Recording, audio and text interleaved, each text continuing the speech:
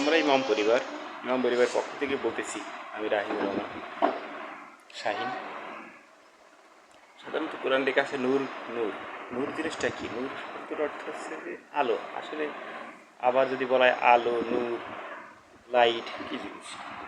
প্রশ্ন হচ্ছে আলো কি, পাওয়ার কি, লাইট কি, নূর কি? এখানে প্রথমে আসা যাক আলো। আলো হচ্ছে যে পানি। আমরা যে পানি খাই, যে পানি, পুকুরের পানি, টিউবওয়েলের পানি, নদীর পানি, যে পানি কালারটা হচ্ছে আলো। আর লাইট শব্দের অর্থ হচ্ছে আমরা যেটা বলে এই বিভিন্ন কালারের চিকচিক করে যেই বালি চিকচিক যেটা বলা হয়, বা দেখা যায় জরি, এই জরি বিভিন্ন কালারের রং বেরঙের যে কালারটা, এটা হচ্ছে লাইট।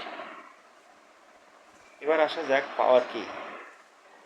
এই লাইট এবং আলো জমাট বেঁধে, যেমন দুধ জাল দিলে যেমন তার স্বর হয়, এই স্বরটা হচ্ছে একটা জমাট বাঁধে। অর্থাৎ আলো এবং লাইট জমাট বেঁধে যে কালার ধারণ করে, গাঢ় কালার ধারণ করে, এই গাঢ় কালারটা হচ্ছে পাওয়ার। আর এই যেমন দুধ জাল দেওয়ার পরে স্বর পরে মাখন হয়, মাখন পরে ঘি হয়, সেম এই আলো বা লাইট যখন ফিউশন তৈরি হয়, ব্রাস্ট হয়ে অন্য আলোয় বা অন্য কালারে রূপান্তরিত হওয়ার পরে যে কালার বা যেই কালার এবং লাইটের সমন্বয়ে যে পাওয়ার তৈরি হয়, এই পাওয়ারটাকেই সাধারণত বলা হয় নূর।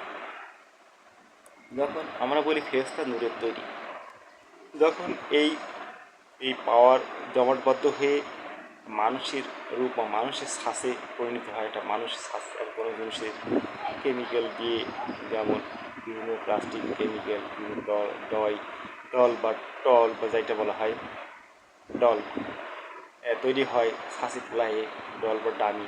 সেম মানুষের এই ফেরেশতাটা এইভাবে রূপ ধারণ করে পাওয়ার জমায়ে একটা শ্বাসে তৈরি হওয়ার কারণে। সেটা মানুষও হতে পারে, পশু পাখি হতে পারে, গাছপালা, বিভিন্ন ধরনের জিনিস তৈরি হওয়াকে তখন সেটাকে ফেরেশতা বলা হয়। আর ফেরেশতা নূরের তৈরি, তাই আলো থেকে নূর থেকে আলোয় রূপান্তরিত হয়।